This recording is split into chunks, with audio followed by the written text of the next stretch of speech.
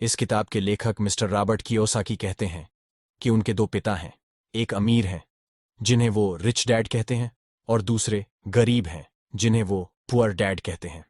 इस किताब में उन्होंने अपने दोनों पिता के विचारों से जो सीख ली है उसी के बारे में है, जैसे कि अमीर कैसे बना जाए, अमीर बनने के लिए क्या क्या करना पड़ेगा, लोग पैसा कमाने के बारे में कैसे सोचते हैं, पैसा कमाने की शुरुआत कैसे की जाए आदि। यह किताब लोगों के अंदर फाइनेंशियल अवेयरनेस, आर्थिक जागरूकता पैदा करेगी। आइए इस किताब की समरी देखते हैं। लेखक के एक पिता बहुत ही पढ़े लिखे थे। उन्होंने पीएचडी भी करा था और उनके दूसरे पिता ने अपनी स्कूल की पढ़ाई भी नहीं पूरी करी थी। दोनों ही अपने अपने कैरियर में सफल थे। एक फाइनेंशियल पैसों की समस्या से जूझ रहे थे और दूसरे उनके शहर के सबसे अमीर व्यक्तियों में से एक थे। जब वे पैसे के बारे में बात करते थे तो दोनों के नजरिए भी अलग अलग थे। एक का मानना था कि पैसों के प्रति प्यार ही सभी प्रकार की समस्याओं की जड़ डीएच है और दूसरे का मानना था कि पैसों की कमी ही सभी समस्याओं की जड़ डीच है।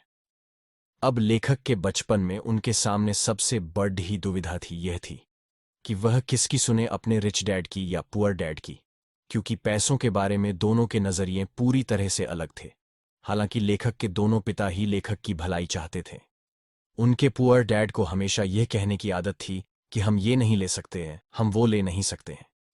वही उनके रिच डैड इस शब्द कभी भी उपयोग नहीं करते थे। उन्हें इस वाक्य से सख्त नफरत थी, यहां तक कि उन्होंने लेखक को भी इसका इस्तेमाल करने से मना कर दिया था।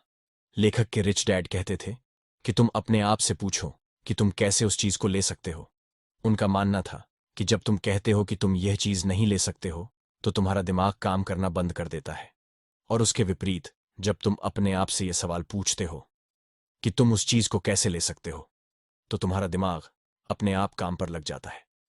उनका यह कहना बिल्कुल नहीं था कि आप सब कुछ खरीदते चलो। उनका यह कहना था कि अपने दिमाग को हमेशा एक्टिव रखो, उसे काम पर लगाओ, जिससे तुम्हारे ब्रेन की एक्सरसाइज होगी और वह दिन ब दिन मजबूत बनता चला जाएगा। उनके पुअर डैड कहते थे कि कभी रिस्क मत लो और रिच डैड कहते थे कि रिस्क को मैनेज करना सीखो। उनके पुअर डैड कहते थे कि बहुत पढ़ाई करो और कॉलेज डिग्री लो और एक अच्छी सुरक्षित नौकरी ले लो। वही रिच डैड कहते थे कि पढ़ाई करो और पैसा कैसे काम करता है वह सीखो। पैसों के लिए काम मत करो बल्कि पैसों को तुम्हारे लिए काम पर लगाओ। 9 साल की उम्र में रॉबर्ट यानी कि लेखक ने डिसाइड किया कि वो अपने रिच डैड की सुनेंगे और उनसे पैसों के बारे में सीखेंगे, और पैसों के मामले में वो अपने पढ़े लिखे पुअर डैड को फॉलो नहीं करेंगे। रियल में उनके पुअर डैड उनके सगे पिता थे जो बहुत पढ़े लिखे थे और टीचर को नौकरी करते थे, लेकिन वह पैसों के मामले में गरीब थे। वही लेखक जिसे अपना रिच डैड कहते हैं वो उनके दोस्त माइक के पिता थे, जिनके पास रॉबर्ट और उनका दोस्त माइक पैसे कैसे कमाते हैं वो सीखने के लिए जाते थे। रॉबर्ट के इस रिच डैड ने अपनी स्कूलिंग भी नहीं पूरी की थी, फिर भी वह शहर के सबसे अमीर लोगों में से एक थे और बाद में जाकर अमेरिका के सबसे अमीर व्यक्तियों में से एक बने। रॉबर्ट और माइक के कहने पर उनके रिच डैड उन्हें पैसे कैसे कमाते हैं सिखाने के लिए तैयार हो गए। उनके अमीर पिता ने उन्हें पैसों के बारे में कुछ बहुत ही महत्वपूर्ण बातें बताई जिनके बारे में हम आगे बात करेंगे। अमीर पिता ने उन्हें कहा कि आप कितना पैसा कमाते हो यह महत्वपूर्ण नहीं है, महत्वपूर्ण यह है कि कितना पैसा आप बचाते हो। बहुत सारे लोगों को यह नियम पता नहीं है, इसीलिए हम देखते हैं कि लाखों रुपए की लॉटरी जीतने वाला गरीब या मध्यम वर्गीय आदमी अचानक से अमीर तो बन जाता है, परंतु कुछ ही सालों अपनी पुरानी हालत पर आ जाता है क्योंकि उन्होंने ने बचाए नहीं, सिर्फ खर्च किया। हम यह भी देखते हैं कि कोई खिलाड़ी जो 25-30 साल की उम्र में करोड़ों रुपए कमा रहा था, पर उसके 10-15 साल बाद उसके पास कुछ नहीं बचा है, वह बेघर हो गया है और उसे अपना खर्च चलाने के लिए बसें साफ करना पड़ दिया रहा है। क्या आप उस खिलाड़ी का नाम बता सकते हैं? सोचिए जरा। लंबे समय में आप कितना पैसा कमाते हैं वो मैटर नहीं करता है, आप कितना पैसे आप बचाते हैं वो मैटर करता है। आइए इसे थॉट ढा और डिटेल में देखते हैं। सबसे पहले आपको एसेट, संपत्ति और लायबिलिटीज, देनदारी क्या होता है उसे समझना होगा और उनके बीच का अंतर भी समझना होगा। रिच डैड ने उन्हें साधारण भाषा में समझाया कि एसेट आपकी जेब में पैसे डालते हैं, वही लायबिलिटीज आपकी जेब से पैसे निकालती है। यदि आपको अमीर बनना है तो आपको एसेट खरीदने होंगे, और यदि आपको गरीब और मध्यम वर्गीय बनना है तो आपको लायबिलिटीज खरीदने होंगे। कोई भी अमीर आदमी पढ़ा लिखा हो या ना हो, लेकिन वह फाइनेंशियली लिटरेट, आर्थिक रूप से पढ़ा लिखा जरूर होता है। यानी पैसा कैसे काम करता है ये उसे जरूर पता होता है। पैसा कैसे काम करता है ये किसी भी स्कूल और कॉलेजेस में भी नहीं सिखाई जाती है। हर आदमी का एक इनकम स्टेटमेंट, आय विवरण, बैलेंस शीट और कैश फ्लो, पैसे का बहाव होता है। इनकम स्टेटमेंट में दो भाग होता है, एक इनकम, कमाई, और दूसरा एक्सपेंसेस, खर्चा। ये आपको बताता है कि आपने कितने पैसे कमाए हैं और कितने खर्च किए हैं, तथा सब खर्च निकालने के बाद आपके पास कुल कितना पैसा बचा है, कुछ बचा भी है या नहीं। बैलेंस शीट में भी दो भाग होते हैं, एक एसेट, संपत्ति, और दूसरी लायबिलिटीज, देनदारी। आपके एसेट आपके लिए पैसा बनाते हैं, ये आपको पैसा कमा कर देते हैं, जैसे जमीन, शेयर मार्केट और बॉन्ड्स में लगाया गया पैसा, इंटेलेक्चुअल प्रॉपर्टी, बौद्धिक संपदा आदि। लायबिलिटीज का मतलब देनदारी, जैसे घर का या कार का लोन, क्रेडिट कार्ड का लोन आदि। नीचे दिए गए डायग्राम में एरोज, टियर, हमें कैश फ्लो यानी पैसों का बहाव बताती हैं कि आपके पास पैसा कैसे कहां से आ रहा है और वह कहां कैसे बाहर जा रहा है। गरीब आदमी का कैश फ्लो कुछ ऊपर डायग्राम जैसे होता है। मतलब गरीब आदमी के पास कमाई का स्रोत सिर्फ वेतन होता है। उनका लगभग पूरा पैसा कर, घर का किराया, खाना, कपड़े ढे आदि में चला जाता है। महीने के अंत में अधिकतर इनके पास न के बराबर पैसा बचता है या कुछ नहीं बचता है। अब गरीब आदमी की बैलेंस शीट देखते हैं। गरीब आदमी का एसेट्स का कॉलम हमेशा खाली रहता है। वह इसलिए होता है क्योंकि उनके पास महीने के अंत में कुछ नहीं बचता है। यदि बचता भी है तो वह उसे एसेट्स में नहीं लगाते हैं, बल्कि वह उसे टेलीविजन आदि जैसे मनोरंजन साधन खरीदने में खर्च कर देते हैं। ऐसा इसलिए होता है क्योंकि उन्हें किसी ने एसेट्स के बारे किसी ने बताया नहीं होता, न ही स्कूल में, न माँ बाप ने, और न ही दोस्तों ने। लायबिलिटीज वह खरीद नहीं पाते हैं क्योंकि उनके पास उतने पैसे बचते ही नहीं हैं। आइए अब मध्यम वर्ग के आदमी का कैश फ्लो देखते हैं। मध्यम वर्गीय लोगों का एक सेट पैटर्न होता है। जिनकी जल्दी में शादी हुई है वह पहले किसी नए शहर में किराए पर रहने लगते हैं, फिर खुद का नया घर लेने के बारे में सोचते हैं, और नया घर लेने के बाद वह फर्नीचर लेते हैं। फिर जैसे जैसे इनकी आय बढ़ती जाती है वह वैसे वैसे वो कार और कुछ दूसरा सामान लेने लगते हैं।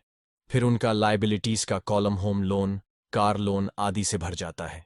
इसके बाद लोन की किस्तों के वजह से उनका खर्चा बढ़ता है और उनकी पूरी सैलरी उनके मासिक खर्चे में ही चली जाती है।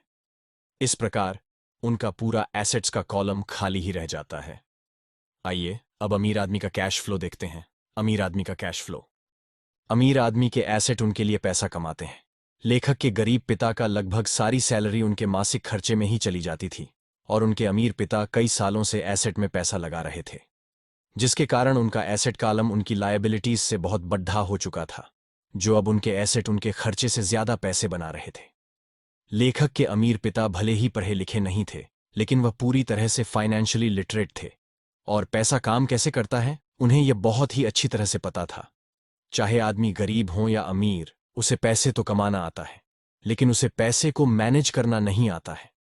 उन्हें बहुत हार्ड वर्क करना तो आता है, लेकिन अपने पैसों से हार्ड वर्क करवाना नहीं आता है।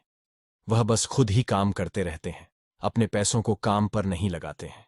जैसे जैसे उनकी कमाई बढ़ती है उसी के अनुपात में उनके खर्चे भी बढ़ाते रहते हैं, और उन्हें लगता है कि ज्यादा पैसे आने से उनकी सारी समस्या का समाधान हो जाएगा। इसलिए वो लगातार अपनी सैलरी बढ़ाने के लिए मेहनत करते रहते हैं, चाहे उनका वेतन कितना भी बढ़ जाए, और उनकी आर्थिक समस्या कभी खत्म नहीं होती है। वह ये कभी नहीं समझते हैं कि उनकी असली समस्या ये है कि उनके पास जो पैसा है उसे वह खर्च कैसे कर रहे हैं, उसका उपयोग कैसे कर रहे हैं, और यह समस्या फाइनेंशियल इलिटरेसी की वजह से है। सबसे पहली बात जो आपको माननी चाहिए वह यह है कि सबसे पहले खुद को पे करो। जो भी पैसा आप कमाते हैं उसमें से कुछ हिस्सा अपने लिए रखो, यानी कि अपने लिए पैसे बचाओ, और उन बचे हुए पैसों से ऐसे एसेट खरीदो जो आपके लिए पैसा बना सके, यानी आपको पैसा कमा कर दे सकें। अमीर और गरीब लोगों ने सबसे बड़ा अंतर यह होता है कि गरीब लोग पहले सब पैसे खर्च कर लेते हैं, फिर आखिर में अपने लिए रखने का सोचते हैं, जिसकी वजह से ज्यादातर समय वह अपने लिए कुछ भी नहीं बचा पाते हैं, और अंत में न ही वह उसे किसी एसेट में निवेश कर पाते हैं। वही अमीर लोग सबसे पहले अपने लिए पैसे बचाते हैं और उसके बाद अपने खर्चे करते हैं, ये करने के लिए बहुत ही प्रयास और सेल्फ डिसिप्लिन की जरूरत पड़ती है। कई बार आपके सामने कुछ आर्थिक समस्या आएगी, फिर भी आपको सबसे पहले खुद को ही पे करना है और उसे बचाना है। जब आप अपने ऊपर सेल्फ डिसिप्लिन करना सीख जाएंगे तो समझ लीजिए कि आपने अमीर बनने की तरफ अपना पहला कदम बढ़ा लिया है। जो लोग सबसे पहले खुद को पैसे देते हैं, उनका कैश फ्लो कुछ इस तरह का होता है। जैसे जैसे आप अपने लिए पैसे बचाकर उसे एसेट में निवेश करेंगे, वैसे वैसे आपकी कमाई के स्रोत बढ़ते जाएंगे। जो लोग सबसे पहले खुद को पैसे नहीं देते हैं, उनका कैश फ्लो कुछ इस प्रकार का होता है। आप ऊपर बहुत ही आराम से दोनों कैश फ्लो के बीच का अंतर देख सकते हैं। खुद को पहले पे करने वाले आदमी के एसेट का कॉलम कभी BRH चुका है, जिससे वह अपने अन्य खर्चे देखता है, और उसमें जो बचता है उसे वह फिर से एसेट में ही निवेश करता है। वहीं पर पहले खर्च करने वाले आदमी की सारी सैलरी उसके खर्च में ही निकल जाती है, और उसके पास न के बराबर पैसे बचते हैं या नहीं बचते हैं, जिससे वह अपने एसेट कॉलम को नहीं भर पाता है। यहां सबसे महत्वपूर्ण बात यह निकल कर आती है कि अमीर लोग सबसे पहले एसेट वाले कॉलम पर फोकस करते हैं और गरीब लोग इनकम स्टेटमेंट पर फोकस करते हैं।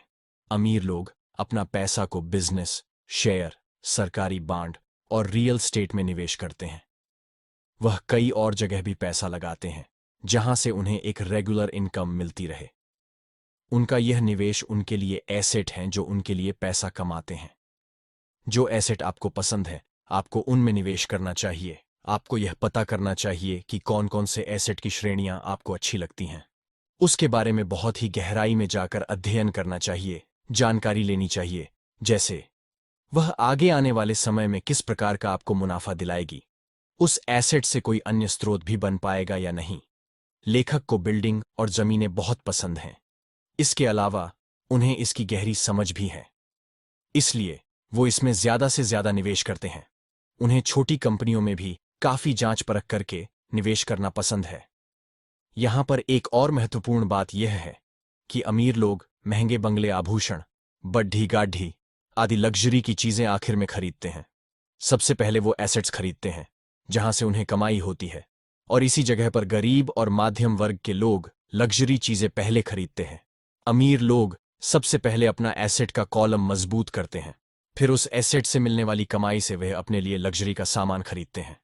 अगर उन्हें कोई महंगी चीज खरीदनी है तो वह पहले सोचते हैं किस तरह से अपने एसेट कॉलम को मजबूत किया जा सकता है, जिससे एसेट से मिलने वाली कमाई बढ़ेगी, और उस कमाई से वह उस महंगी चीज को खरीदेंगे। वह लगातार अपने दिमाग का उपयोग करते हैं, उससे एक्सरसाइज करवाते हैं, जिससे उन्हें पैसे कमाने के नए नए विचार मिलते रहते हैं इन्हें।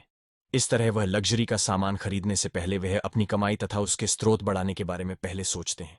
वहीं पर अन्य लोगों का एक ही कमाई का स्रोत होता है, वही है नौकरी, और जब वह कोई लग्जरी का सामान खरीदते हैं तो उनका पूरी आर्थिक स्थिति बिगड़ दी जाती है।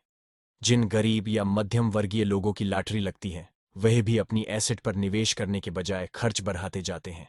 इस तरह कुछ साल के बाद फिर से अपनी पुरानी आर्थिक स्थिति पर आ जाते हैं। यहां पर इनकम समस्या नहीं है, समस्या यह है कि उसका प्रबंधन यानी मैनेजमेंट, यानी कि आप किस तरह आप उन पैसों का उपयोग कर रहे हैं।